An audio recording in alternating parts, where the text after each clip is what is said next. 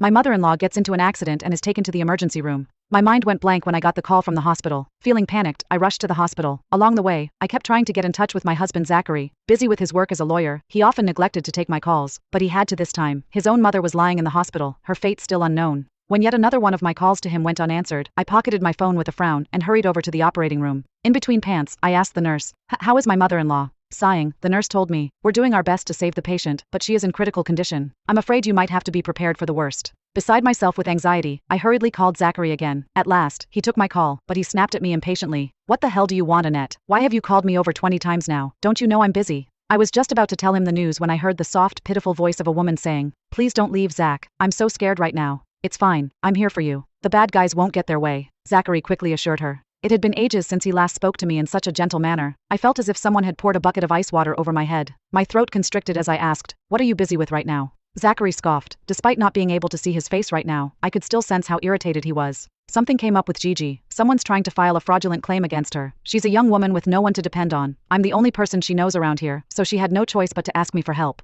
"Can you stop making a fuss for no reason?" Zachary snapped. It was Gigi Norris again. She was Zachary's first love. Despite only having been a month since she returned to the country, I had already lost count of the number of times I heard him mention her name. The stories were plentiful enough. A pipe at her place burst, so he had to go over and fix it for her. Someone was tailing her, and he couldn't let her come to harm without doing anything, so he had to go over and protect her. In Zachary's eyes, Gigi was a demure, mild-mannered woman who didn't like troubling other people. However, she felt more like an overgrown baby to me, one who couldn't survive on her own at all. She became a constant presence in my life. Every bit of Zachary's free time was spent on her. This led to many arguments between us. At first, Zachary promised me he wouldn't maintain contact with Gigi, but over time, he started losing his patience with me. During our last argument, he even said, "My relationship with Gigi is all in the past. Stop overthinking things. Why would I have married you if I had something going on with Gigi?" As I recalled these things, my heart filled with bitterness. However, just when I wanted to inform him about Marie's situation, the call cut off. He dropped my call. I started calling him again, but with each unanswered call, my heart sank. After countless attempts, the call finally connected. Afraid that he would drop the call on me again, I hurriedly explained what happened to Marie.